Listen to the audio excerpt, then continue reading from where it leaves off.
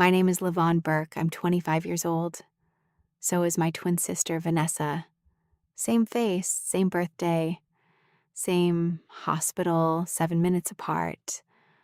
For as long as I can remember, our parents had names for us. Vanessa was the gifted one. I was the extra one. She got gifts. I got lectures. She got the trophy on the mantle. I got asked why I couldn't be more like her. 2 weeks ago, at our family reunion, my mother stood in a room full of relatives and praised Vanessa for an entire evening without once looking at me. I sat at the end of the table and let her. I'd been letting her for 25 years. Then my sister stood up in front of all of them and pulled out a tape she'd hidden for 10 years. "I have to tell you all something," Vanessa said, and her voice broke. "And I have to tell you it's my fault too. I let them lie. For 10 years, I let them lie. And I knew." My mother went white. What happened in the next 20 minutes ended 3 reputations in that room, and only one of them was mine to lose.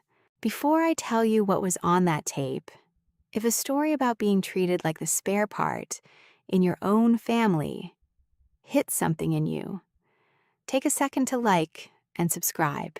It helps these reach the people who need them. And do me a favor, drop your city and the local time where you are in the comments. I love seeing how far this travels. I'm Levon. This is the story of the trophy on my mother's mantle, the lie my whole family agreed to tell, and the night every single one of them had to answer for it, including my sister. Let me take you back to a science fair 10 years ago when I was 15. We grew up outside Dayton, Ohio. 2-story house, basketball hoop over the garage, and a mantle in the living room that my mother treated like an altar. There was exactly one trophy on that mantle for most of my childhood. I'll get to it. Being an identical twin sounds like it would make people treat you the same. It does the opposite. From the time we were small, our parents seemed to need us to be different. Like 2 of the same thing was a problem they had to solve. So they sorted us. Vanessa was the gifted one. That was decided early. And once it was decided, everything got read through it. If Vanessa did well, it proved she was gifted. If I did well, it was nice, but don't let it go to my head. If Vanessa struggled, she was under too much pressure because she was so advanced. If I struggled, well, that was just about what they expected. I was the extra one. Not in those exact words, not at first. But you learn what you are by how a room changes when you walk into it. Vanessa walked in and my mother lit up. I walked in and my mother asked if I'd finished my chores. Let me give you one picture because she got gifts, I got lectures. Sounds like exaggeration until you've lived a specific one. Our 12th birthday. We share it, obviously. At the end of the party, my mother brought out 2 gifts, and they were not the same size. Vanessa's was a keyboard, the real kind, because back then everyone still thought her thing might be music. She squealed, everyone clapped. My mother filmed it. Mine was a planner. An academic planner, spiral bound, with a note on the front in my mother's handwriting. For getting organized. I was 12. The note might as well have said, "You are a problem we are trying to fix." I said thank you. I always said thank you. I'd been trained to be grateful for my own lectures. My father didn't sort us as loudly. He just went along with it. Raymond, a quiet man. He'd catch my eye sometimes mid-lecture and give me a small, helpless look. Not defending me, just, sorry, I collected those looks like they were worth something. They weren't. A look that doesn't turn into action is just a man watching you drown and feeling bad about it. Here's what I need you to understand before the rest. I didn't hate Vanessa. People always expect that, the favored twin and the forgotten twin. Surely they were at each other's throats. We weren't. Growing up, we loved each other in the quiet, fierce way twins do, underneath everything. In the dark, after lights out, we were just two kids, equal, nobody's prize and nobody's project. It was only in daylight, in front of our parents, that we became the gifted one and the extra one. For 10 years, I thought Vanessa believed it too. I thought she'd taken the crown happily. I was wrong about the happily, but I was right that she took it, and that, what she did with it and what she didn't do for 10 years, is the part she would finally have to answer for. The trophy on the mantle came from the spring we were 15, the regional STEM fair. I have to tell you about this carefully because it's where my whole life got rewritten, and I didn't even know a pen had touched it. I loved building things. That was mine, the way Vanessa was supposed to have music. While other kids were on their phones, I was in the garage with my dad's old tools and a pile of salvaged parts, building things that moved. I didn't do it for anyone. I did it because when I was building, the names didn't exist. I wasn't the extra one. I was just a girl solving a problem. That winter, I built the thing I was proudest of. A small robotic system that could navigate a maze and self-correct when it hit a wall. I taught myself the code from library books and forum posts. It took me 4 months. I rebuilt the steering 11 times before it worked. I named it, that sounds silly. I called it Maple because the first chassis was cut from a piece of maple scrap. I kept a notebook of every failure, and there were so many. The night I almost threw it across the garage because it kept turning wrong, then realized at midnight I'd wired 2 connections backward, fixed it, and watched it work for the first time at 1 a.m, alone, and cried because I'd done it. Nobody helped me. My mother didn't even know what it did. Vanessa came out sometimes to keep me company and hold a flashlight. And she'd say, I have no idea what any of this is, but it's cool that you can do it. That was the extent of anyone else's involvement.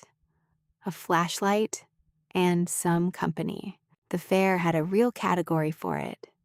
Judges from the university, a write-up in the local paper for the winners, and a scholarship. A regional STEM scholarship, a few $1,000s, and a mentorship for the top entry from our county. I entered it. My project. My name on the form. I filled it out at the kitchen table. Levon Burke. I remember the feeling. For once, I was going to be seen for the thing I was actually good at. Hold on to that image. 15-year-old me at the kitchen table writing my own name on the entry form. Because that's not the name that ended up on the trophy. If you've ever poured yourself into something and watched someone else get the credit, you already feel where this is going. Tell me below, did it happen to you at work, at school, in your own family? I read every comment on these. Here's what I knew at the time, and here's what I didn't. What I knew, I built the robot. I entered the fair. And then, in the 2 weeks between entering and the awards night, my mother started talking about it differently. First, it was, we're so proud of what you girls are doing. You girls.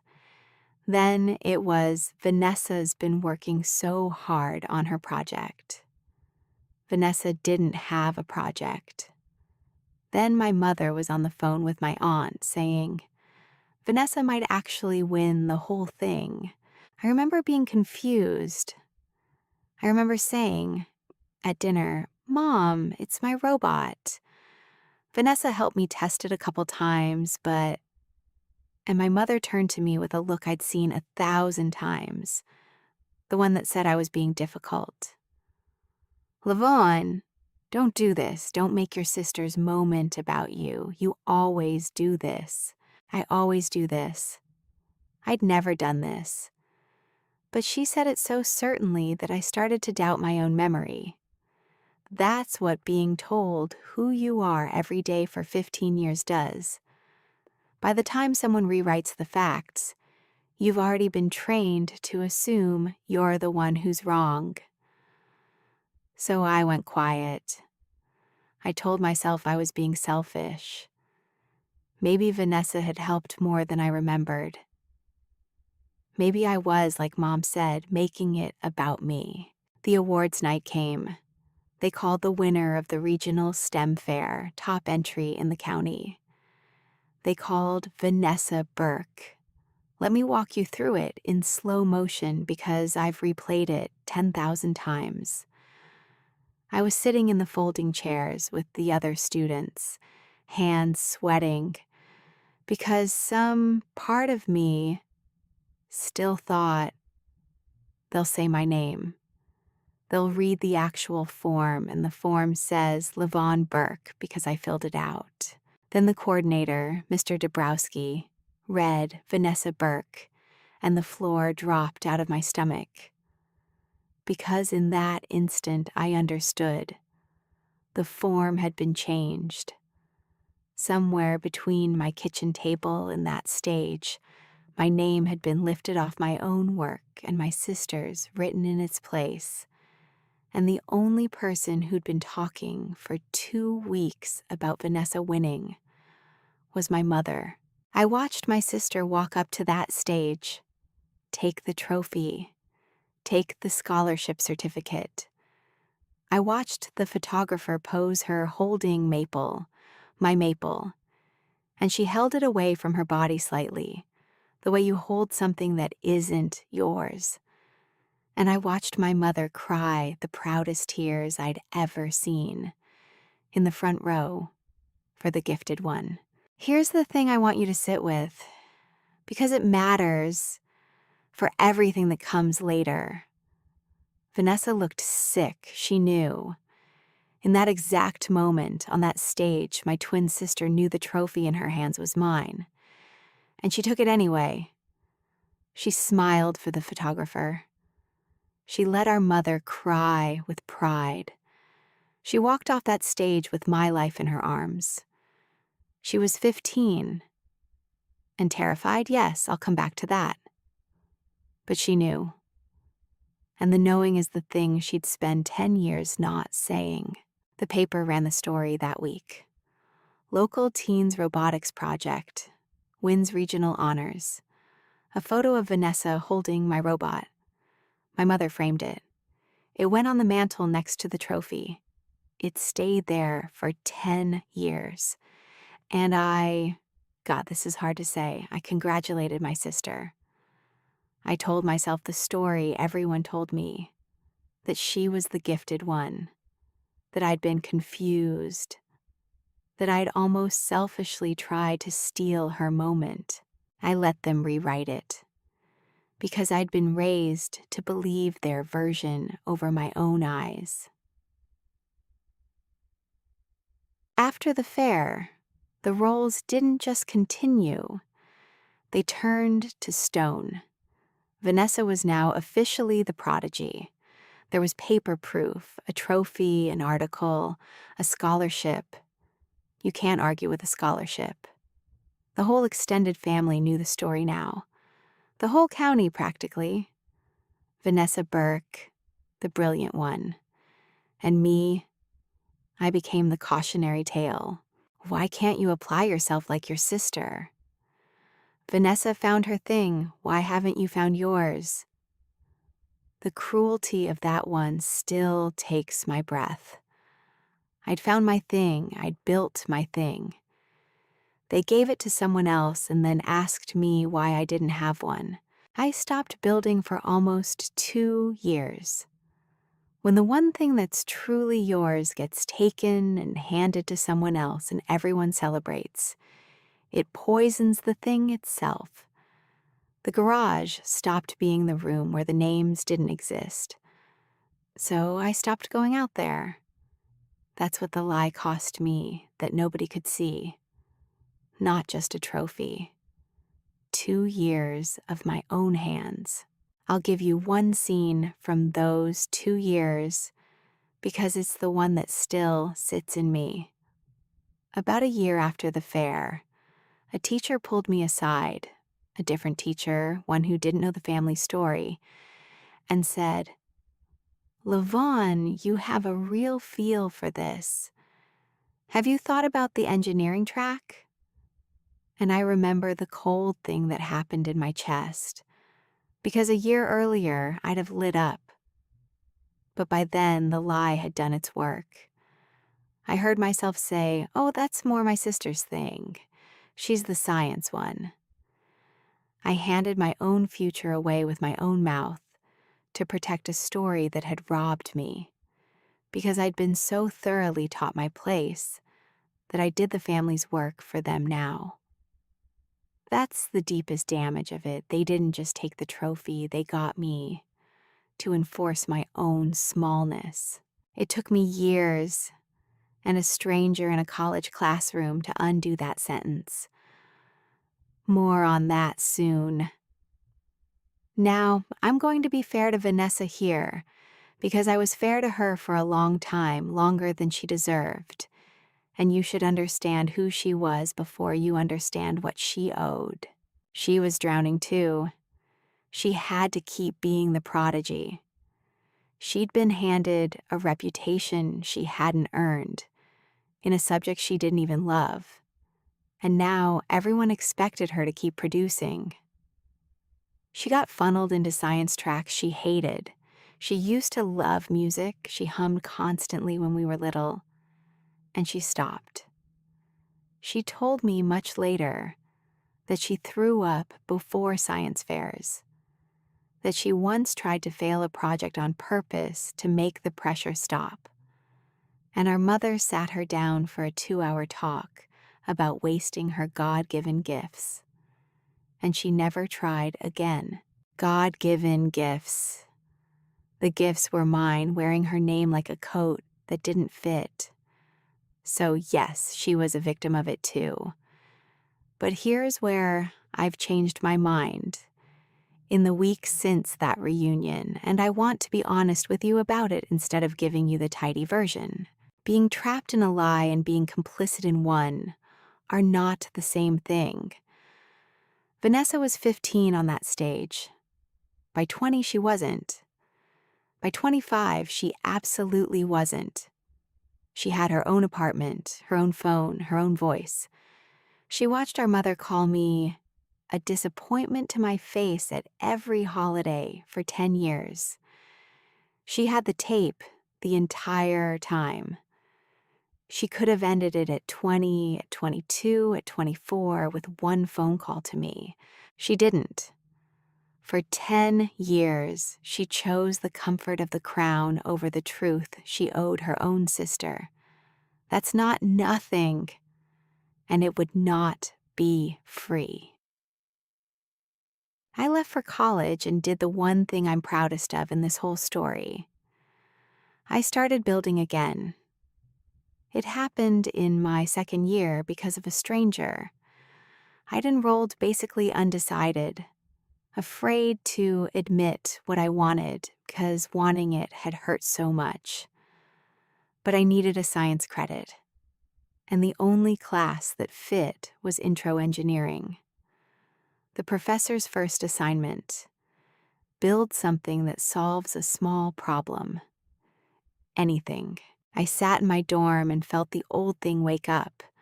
My hands itched, and I thought, Nobody here knows. Nobody here knows I'm the extra one. There's no mother in this room to hand my work to someone else. So I built a small device that sorted recycling by material. The professor held it up in front of the class as an example of clean problem solving. And something dead in me sat up and breathed. I walked back to my dorm and had to stop on the sidewalk because I was crying and couldn't explain why. A grown woman crying over a recycling sorter. But it wasn't the sorter. It was that a person with no reason to lie to me had looked at something I made and said, "This is good, this is yours." For the first time since I was 15, I'd built something and it stayed mine. I changed my major that semester. Robotics and structural systems. The real version of what I'd done in the garage at 15. And this time there was no one to take it. It wasn't a clean montage. There were nights I heard my mother's voice. That's more Vanessa's kind of thing. And had to physically shake it off. The lie they plant doesn't disappear when you walk out the door. For years, every time I succeeded, part of my brain whispered it was a fluke, that the real talent was my sister's, that any second someone would discover I was the extra one playing dress up. I had to outbuild that voice, project by project. I had to prove to myself what should never have needed proving. By graduation, I had a real job offer in the field. I work now as a structural and robotics technician. I build and test systems that have to hold weight in the real world, where a maze-solving robot would be considered adorable and simple. I rebuilt the exact talent they stole, from scratch, with my own name on every bit of it. When I told my mother I'd switched to engineering, she said, "Engineering? Is that realistic for you? That's more Vanessa's kind of thing." I just said, "We'll see, Mom," and got off the phone. She never once asked what I actually did. Not in 6 years. To her, I stayed a late bloomer. Something with computers, probably. She had no idea that the extra one had quietly become exactly what she'd crowned the wrong twin for.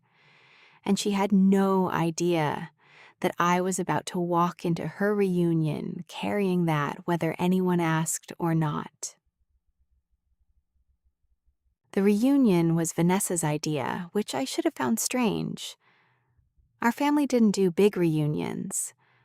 But late last year, Vanessa called me, and we barely called each other anymore, and said she wanted to organize one. Everyone. Aunts, uncles, cousins. February, at the house around our birthday. "Why?" I asked. A long pause. "I think it's time we were all in one room. It made no sense then. It makes total sense now." She was building herself a confession booth. She'd decided, finally, to do the thing she should have done 5 years earlier. But she needed an audience to make it real because the lie had been told to an audience. I understand the impulse. I even respect it. I just want you to notice. She didn't call me privately first. She didn't drive to my apartment and say, "Levon, I have to tell you what they did, what I let them do." She didn't give me the truth as a sister, quietly, owed directly to me. She scheduled it. She turned my reckoning into an event, even her confession she did on a stage. I almost didn't go. I'd built a life specifically so I'd never have to sit at that table and be the extra one again. But she asked me to, specifically. And underneath everything, she was still my twin. So I went. The drive home was 6 hours, and the whole way I rehearsed being okay. I practiced answers out loud, alone, like a crazy person. What do you do, Levon? I'm a robotics and structural technician. Over and over, so that when someone asked, I'd be ready, I'd take up space for once. Notice how much armor I built just to survive a family dinner. You don't prepare like that for a dinner you're safe at. I pulled into the driveway, and the first thing I saw, before I saw a single person, was the mantle through the front window. The trophy, the framed article beside it, lit up like the family was proud of it. Because they were. 10 years later, the monument to the lie was still the centerpiece of that house. And I felt 15 again. Just like that. All the rehearsed answers gone. That's what those houses do to you. That's what those mothers do to you. I'll tell you the exact moment the old smallness came back, because it took about 90 seconds. I walked in, and before I'd even set down my bag, my mother called across the room, not Levon, you made it, not how was the drive. She called, oh good, you're here, now go help your sister with the photos. Vanessa's setting up a little display of her achievements for everyone. A little display of her achievements.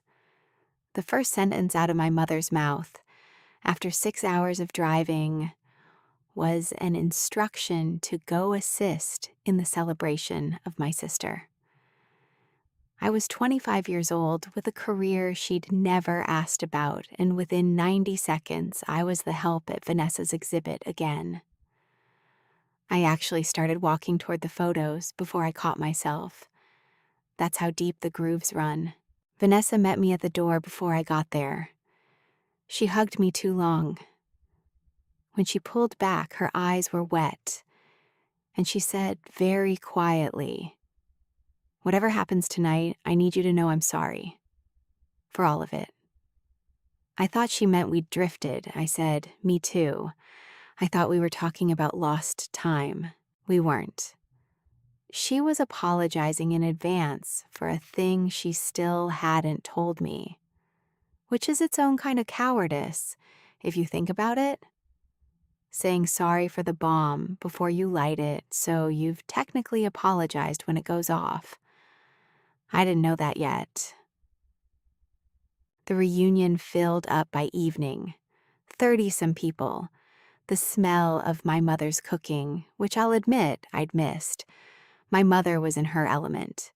A full house was an audience. And the show, as always, was Vanessa. It started in the first hour and didn't stop. Have you all heard what Vanessa's been up to? Vanessa was always our brilliant one. You remember the science fair. We knew from the time she was little she was special. She worked the room, daughter in tow. The science fair came up over and over. It was the founding myth. Regional champion at 15, can you imagine? Uncle Bishop nodded along. Cousin Trenton said he wished he'd had that kind of focus. And me? I sat at the end of the table while my mother praised Vanessa for an entire evening without once looking at me. Not a glance. I was furniture, the extra place setting. It wasn't one comment. It was a current that ran all night. She passed her phone around, Vanessa's graduation, Vanessa's job. Doesn't she look professional? Nothing of mine, because she had nothing of mine, because she'd never asked. When Cousin Trenton said, wait, what does Levon do again? My mother said, something with computers, I think, and changed the subject. Something with computers. I have a career in the exact field she'd told me was more Vanessa's kind of thing, and she summarized my entire adult life as something with computers, I think, and reached for another photo of my sister. Aunt Marcella, my dad's sister, the one person who'd always treated us the same, leaned over. And how are you, Levon? What are you doing these days? Before I could answer, my mother answered for me. Breezy from across the table. Oh, Levon's figuring things out. She's always been more of a late bloomer. A late bloomer. I felt the old hot shame climb my neck. I reached for my water glass. I prepared to do what I always did. Let her finish. But across the table, something was different. Vanessa wasn't basking. She'd gone very still. Every time my mother said the science fair, every time she said our gifted girl, my sister flinched. Small, but I knew that face better than my own because it was my own. And when my mother said it one more time, regional champion, we were just so proud of our Vanessa. Vanessa set down her fork. Stop, she said. Mom, stop. The table didn't go quiet yet. My mother laughed. Stop what? I'm bragging on you. That's a mother's right. It wasn't me, Vanessa said. And now the table went quiet. What do you mean it wasn't you? My mother's voice had an edge under the smile. Vanessa stood up, her hands were shaking. But she stood. I have to tell all of you something. And I have to be honest that it's not just about what Mom and Dad did. It's about what I did. What I've done for 10 years. She pressed her hand flat on the table to steady it. The science fair, the robot, the trophy on that mantle. She pointed at it. Everyone's eyes followed. It wasn't mine. I didn't build it. I couldn't have. You all know I can barely change a light bulb. A couple of nervous laughs died fast. Levon built it, every part of it, for 4 months in the garage. I held a flashlight. That was all I did. I held a flashlight, and then I took her trophy and I smiled for the newspaper. I stopped breathing. My mother's face cracked. The proud mother mask fell off, and underneath was something I'd never seen on her. Fear. Vanessa, you're confused, honey. I have never once been confused about this. Vanessa's voice rose. That's the whole problem, Mom. I've known the truth every single day for 10 years. I knew it on that stage. I knew it every time you called Levon a disappointment at this table. I knew it, and I said nothing. Because being the gifted one felt good and telling the truth meant giving it up. She was crying now, but she didn't stop. I'm not standing up here to be forgiven.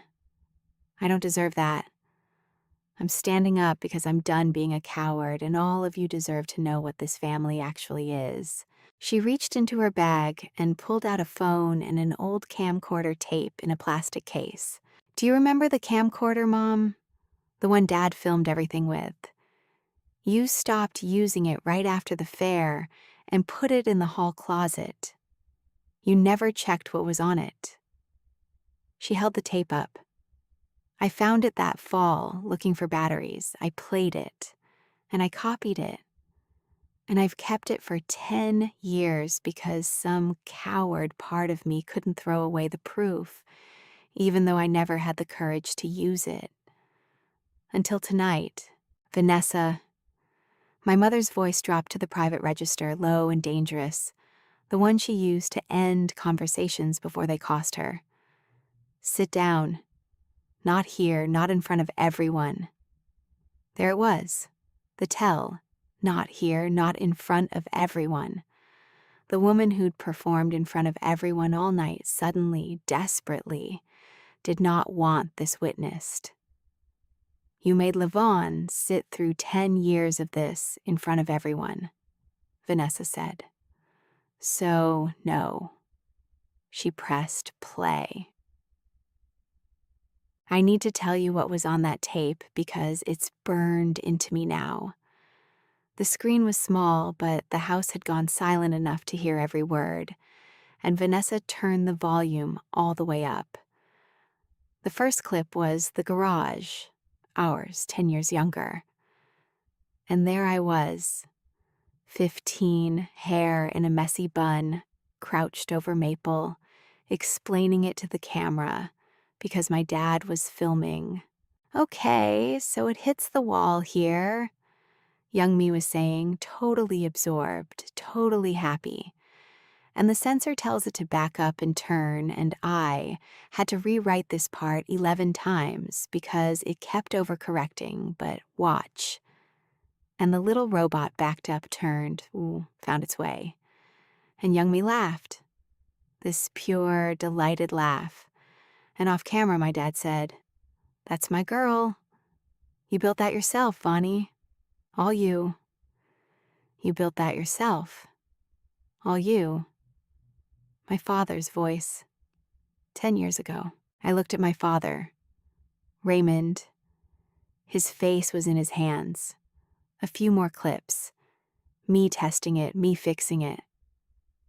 Vanessa appeared once, holding a flashlight, saying, "I don't even know what you're doing, but it's cool." And we both laughed. The full extent of Vanessa's project. Then the tape changed. The kitchen. The camcorder set down on the counter by accident, still running, pointed sideways. My mother and father at the table. Later, days later, close to the fair. And you could hear them. "The scholarship's regional," my mother was saying. "It's a real opportunity."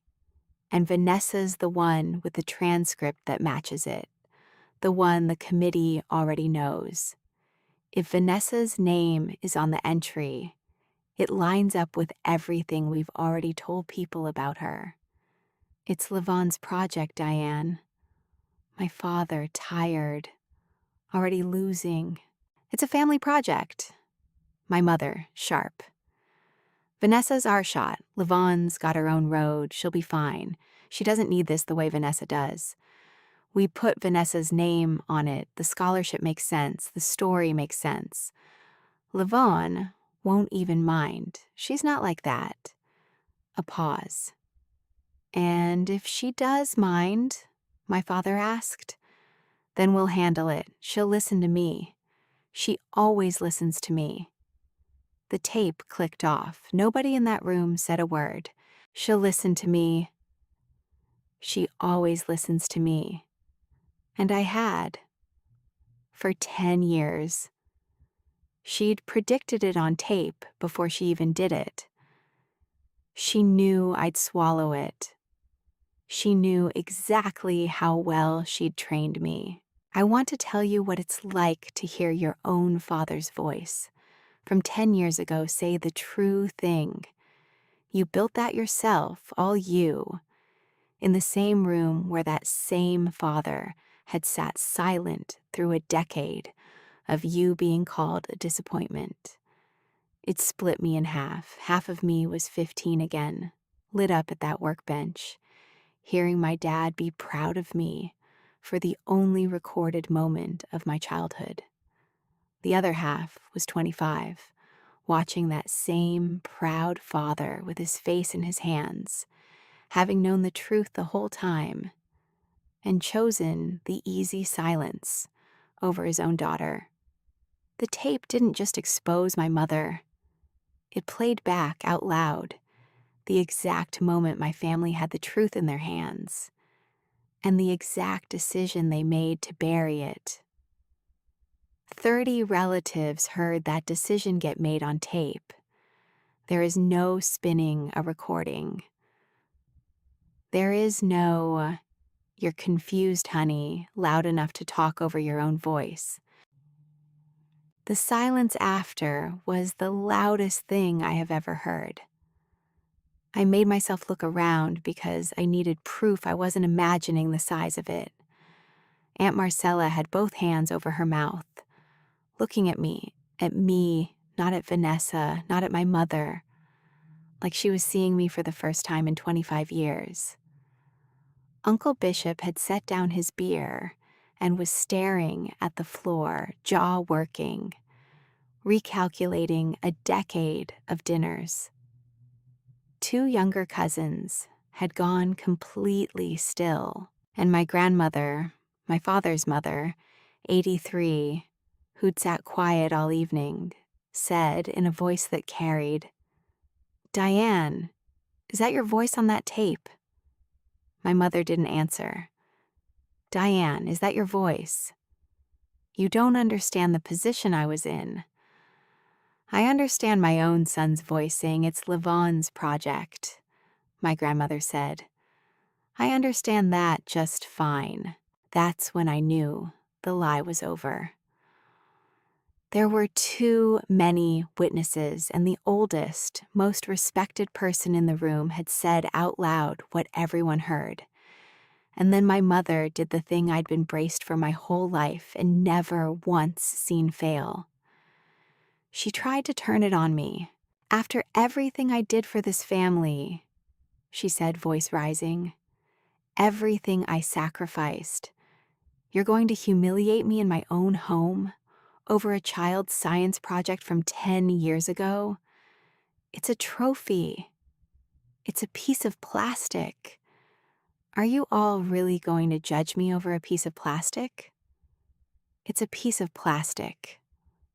I stood up, and for the first time in 25 years, I did not reach for the water glass. I did not let her finish. "Sit down, Mom." I'd never said those words to her. The room felt it. She actually stopped, mouth open, because the extra one had never once told her to do anything. "It's not the plastic," I said. "I don't care about the trophy. You can keep the trophy. I'll tell you why in a second. But first you're going to stand there and hear it, because you've never once had to hear it. And the people in this room have only ever heard your version." I turned so I was talking to the whole room, not just her. For 10 years, this family has told a story. Vanessa the genius, Levon, the disappointment. You've all repeated it, some of you, to my face. And the story was a lie from the first day, manufactured by my mother, because a regional scholarship in a newspaper headline fit better on the twin she'd already decided to bet on. I let that sit. She didn't just take my work. She took it, gave it to my sister, and then spent 10 years using my supposed failure as the proof that her choice was right.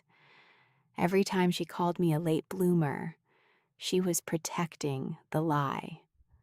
My whole reputation in this family was collateral she spent to cover a theft.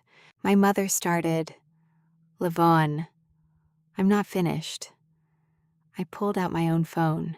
"And here's what's going to happen now, because I'm not 15, and I don't take your word for things anymore." My voice was very steady. "That scholarship was real, Mom. Regional. Which means there's a committee and records and a local paper that ran a story that isn't true. Mr. Dabrowski still lives in town. The fair coordinator. The regional fair archives every entry form. The original, the one I filled out at this kitchen table, has my name on it, in my handwriting, before somebody resubmitted it, correcting an error." I watched the blood leave her face. "You bet everything on no one ever caring enough about the extra one to pull a 10-year-old form out of a file. You were almost right. But my sister just played that tape in front of 30 people, and there's a copy on her phone now, and there's a paper trail at the fair, and there's a newspaper that does not like printing things that turn out to be false." I looked at her. "So, you don't get to call it a piece of plastic. A scholarship is a thing of public record. A newspaper story is a thing of public record. You didn't lie to a child, you lied to a county. And now the county is going to find out. You could have heard a pin drop. My mother sat down. Nobody made her. Her legs just stopped holding her. But I wasn't done. And this is the part I'd waited 25 years to say. You want to know what I actually do, Mom? Since you've spent 6 years telling people it's something with computers? I pulled up something on my phone and turned it around so the room could see it. A photo of a system I'd built, installed, working, with my name on the project. I'm a structural and robotics engineer. I build systems that have to hold up bridges and buildings and not fail because if they fail, people die. The little maze robot you stole and handed to Vanessa, that's the kindergarten version of what I do every single day. I didn't become a late bloomer. I became exactly the thing you crowned the wrong twin for. I just did it 2 states away, where you couldn't reach in and put someone else's name on it. I watched that land on the whole room. The relatives who'd nodded along to Lavonne's still figuring things out an hour ago were now looking at me like the floor had tilted. You spent 10 years telling everyone the gifted one was Vanessa, and the whole time, the gifted one was sitting at the end of your table being called a disappointment to her face. You didn't fail to notice my talent, Mom. That's what I finally understand. You saw it. You saw it clearly, clearly enough to steal it. You just decided that seeing it and admitting it were 2 different things, and admitting it would have cost you the story you'd already sold. So you buried me, on purpose for 10 years, and tonight, it stops. My mother had nothing. For the first time in my life, the woman with a tool for every situation just sat in her chair with her mouth slightly open and said nothing at all. It was the best silence of my life. But I wasn't only there for her. There was a second reckoning in that room, and it was harder, and it was mine to deliver too.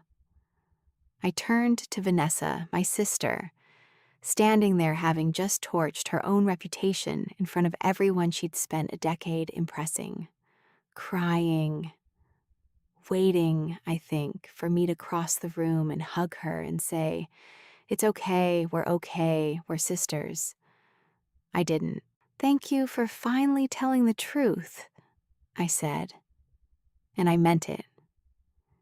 It took more courage than I knew you had, and I'm not going to pretend it didn't cost you something to stand up here. It did. I see that. She nodded, hopeful, reaching, and I need you to hear the rest of it. My voice stayed gentle because I wasn't trying to wound her, but I wasn't going to lie to make her feel better either. And lying to make people comfortable is the family disease I'm done with. You were 15 on that stage. I will never blame a scared 15-year-old for freezing. But you weren't 15 for the last 10 years, Vanessa.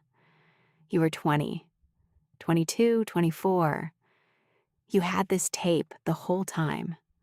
You sat across from me at holidays and watched her call me a disappointment, and you let it happen. Because being the gifted one felt good. You chose the crown over your own sister over and over for a decade. She was crying harder now. I know. I believe that you know. And I believe that you're sorry. But sorry doesn't reach back 10 years and give me my 20s.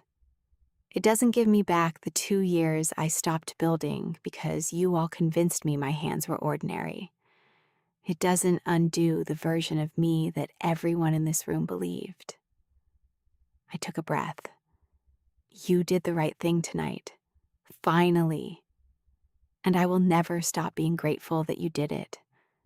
But I'm not going to stand here and tell you we're fine, because we're not yet. You don't get the sister back just because you returned what you stole. That part you have to earn. For real this time. Over years. The way I had to earn back my own belief that I was worth anything. I watched something break open in her face. Not the performance of guilt she'd been carrying all night, but something raw underneath it. You want to know the thing that actually hurts the most? I said, and my own voice finally wavered, because this was the wound under all the others. It was never Mom I needed. I figured out a long time ago that she'd picked her favorite and I wasn't it. I made my peace with being motherless in a house with a mother. But you, I had to stop. You were the one person who knew me in the dark. We were equal there. You were the only proof I had that I wasn't crazy, that the daylight version of me wasn't the real one. And you had the truth in a box in your closet. And you let me believe I was the disappointment for 10 more years. Because the alternative cost you a crown. I didn't lose a mother that science fair, Vanessa. I'd already lost her. I lost you. The one I thought was mine. Vanessa sat down hard like the words had taken her legs. I'll spend the rest of my life, she started. Don't make it a speech, I said, not unkindly. Speeches are her thing. Just show up for years, quietly. And we'll see. She nodded. And the not arguing, the not defending, the not turning it into a performance of her own remorse. That was the first genuinely new thing I'd seen from my sister in a decade. She didn't say, but I confessed, doesn't that fix it? She just absorbed it. A person taking the weight instead of dodging it. My father finally took his face out of his hands. He stood slowly like it cost him. That's my girl, he said, the words from the tape. You built that yourself, Vonnie. I knew it then. I let her do it anyway because it was easier and I have to live with that. I'm not going to ask you to forgive me either. I just needed to say it out loud while everyone's here since I was too much of a coward to say it when it would have mattered. It mattered now. Not as much as it would have then. But I'd stopped pretending those were the same thing. People left fast after that.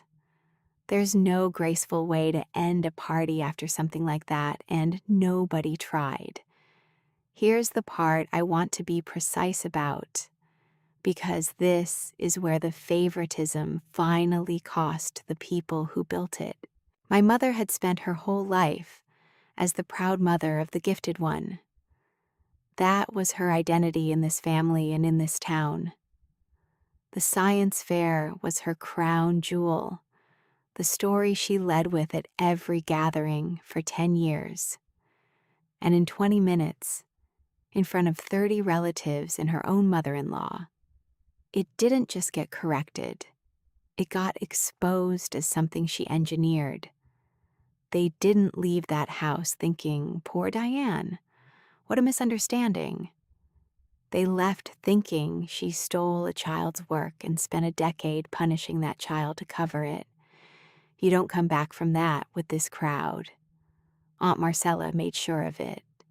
She had already called the relatives who couldn't attend before she even left the driveway. By the next morning, the story my mother had controlled for 10 years had completely flipped, and there was nothing she could do, because 30 people had heard her own voice on tape, and the part that I won't pretend didn't satisfy me. The thing she'd sacrificed me for, Vanessa's golden reputation was gone too. She'd bet everything on one daughter being the family's pride, and now that daughter had stood up and called herself a liar in front of everyone. My mother didn't just lose her own standing. She lost the prize she'd traded me away to build. Both crowns gone in one night by her own design 10 years ago. I want to be honest about how that felt, because I think some of you are waiting for me to say I felt only sadness, that there was no satisfaction in it, that I'm above that. I'm not above that. I watched my mother's whole carefully built world come apart in real time. The proud mother performance, the science fair story she'd dined out on for a decade, the social standing she'd spent my dignity to maintain, and a part of me that had been clenched since I was 15 finally unclenched. Not because I'm cruel, because for the first time, the cost of the lie landed on the person who told it instead of on me. For 10 years, I'd paid for her choice. That night, the bill finally went to the right address. If you've ever watched someone face the consequences of something they made you carry for years and felt that complicated mix of grief and relief, and yes, a little bit of justice, tell me below. I'd like to know I'm not the only one who's allowed to feel both at once. And then she did the thing that told me everything about whether she'd learned anything. She turned on Vanessa. I heard it from the kitchen as I was getting my coat. My mother hissing low at my sister. How could you do this to me? After everything I did for you, everything I gave you. You ungrateful, you've ruined this family, you've ruined me. Do you have any idea what people are going to say? Not one word about me. Not one word of remorse. Her favorite daughter had just told the truth at enormous personal cost, and my mother's only response was rage, that the lie protecting her was gone. The favoritism was never love. I'd always suspected that. Now Vanessa got to find it out directly. The mother who'd crowned her turned on her the instant the crown stopped being useful. I watched my sister's face while our mother said those things. And something settled in her. The last illusion, I think. The one where she'd secretly believed all the favoritism meant she was truly loved best. Gone. She looked at our mother with this terrible, clear understanding. And she said very quietly, "You're proving her right. Everything Levon just said, you're proving it." Then Vanessa picked up her own coat and walked out of that house with me, leaving our mother alone in the kitchen she'd performed in all night, with no audience left. It's been a few weeks now. People ask how it ended, like there's a clean ending. There isn't. There's just what's true now, which is more than I had before. I'm not in contact with my mother. She has never once in the week since said the word sorry to me. She said a lot of other words. That I embarrassed her, that family doesn't air things in public, that I turned everyone against her. So I've stopped waiting. You can love the idea of a mother and still keep the real one at a distance because the real one keeps reaching for the same old tools. The difference now is that she reaches for them in an empty room. The relatives don't pick up the way they used to. The reputation she spent my childhood building is just gone. She did that. 10 years ago, at a kitchen table, she did that. I heard, through Aunt Marcella, that the local paper ran a correction. A small one, buried, the way corrections always are. But it ran. The science fair, the regional honor, the headline my mother framed and put on her mantle for a decade, officially amended. The committee reassigned the record. My name is on it now, 10 years late. I didn't even have to fight for it in the end because Vanessa did that part herself, which I'll get to. But I want you to understand what that means in a small Ohio town. The story my mother led with at every party, the proof of her gifted daughter, is now a documented correction that the whole circle has seen. She built her standing on that headline. She gets to watch it become the thing people whisper about instead. That's not me being cruel. That's just the bill, arriving at the right address at last. My father calls, quietly, the way he does everything. He doesn't make excuses, which I've come to respect a little. He just calls and asks about my work. Actually asks, actually listens. The other day he said, "Tell me about what you're building." 10 years late, but he says it like he means it, and I've decided to let that be a small, real thing instead of demanding it be everything. And Vanessa. I want to be honest about Vanessa, because the easy ending would be that we fell into each other's arms and got the whole childhood back. We didn't. We're not fine. I told her the truth in that living room, and I meant every word. She doesn't get the sister back just because she returned what she stole. But here's what's also true. She's been showing up, not performing. Showing up. She calls and she doesn't make it about her guilt. She asks about my life, and she listens to the answer. She told the truth to the Regional Scholarship Committee herself in writing. Without me asking, she gave the money back, what was left, and asked them to correct the record and run the correction. She didn't have to do that part. No one was making her. She did it because the crown was stolen, and she finally couldn't stand to keep one stone of it. She quit the track they built for her, too. Did I mention she actually loves music? She's gone back to it older than the typical student, and she doesn't care. The other day, she sent me a recording of herself at a piano, the first thing she'd recorded since we were kids. And at the end, you can hear her laugh, that pure, delighted laugh, the one I have on a tape of myself from 10 years ago. We both got it back, the thing they took from each of us. We're both going and getting it back. Separately, for now, maybe together someday. That part she has to earn. And for the first time, she's actually earning it instead of expecting it. I'll tell you the one moment from that whole reunion that I keep coming back to, and it isn't the tape or my mother's face or even the correction in the paper. It's my grandmother, 83, finding me at the door before she left. She took my face in both her hands, the way she used to when we were small, and she said, "I watched you build things in that garage when you were a girl.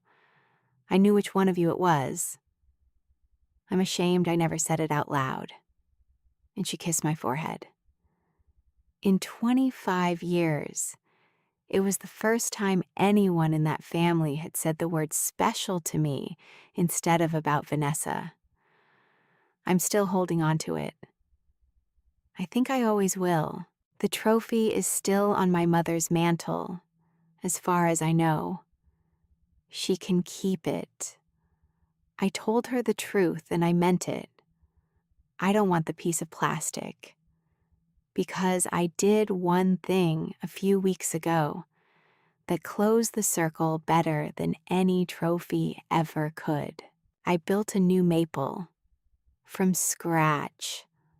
The maplewood chassis, the maze, the self-correcting code, all of it the way I'd built it at 15, except Now I do this for a living, and it took me a weekend instead of 4 months. I named it Maple 2. It sits on my desk. It's not for revenge. It's not even for my parents. They'll never see it. It's for the 15-year-old in that footage. The one who built the original alone, at 1 in the morning, and cried because she'd done it, and then watched the world hand it to someone else. I rebuilt her robot so she'd know it was always hers, so she'd know the talent was never a thing that could be given away with a name change on a form. It lived in my hands. It always lived in my hands. They put someone else's name on the trophy, but they could never put the ability in someone else's fingers. And that's the thing that finally set me free. I want to tell that girl on the tape something. I want to tell her, they're going to try to take this from you, and for a long time, they're going to win. Your own sister is going to help them, and it's going to take her 10 years to make it right. And even then, you don't have to pretend it didn't happen. But one day, you're going to stand up in that living room, in front of all of them, and you're going to stop letting anyone tell you what you are. And here's the part she'd never believe. That 15-year-old crying happy tears over a robot at 1 in the morning. The people who hid you are going to be the ones who end up hidden. The mother who buried you under your sister is going to end up alone in a kitchen with no audience. The sister who took your crown is going to give it back with her own hands and walk away from the family that made her wear it. And you, the extra one, the late bloomer, the disappointment, you're going to be the only person in that whole story who comes out of it building something real, with her own name on it, owing nothing to anyone. You were never the extra one. You were the one they couldn't afford to let everyone see.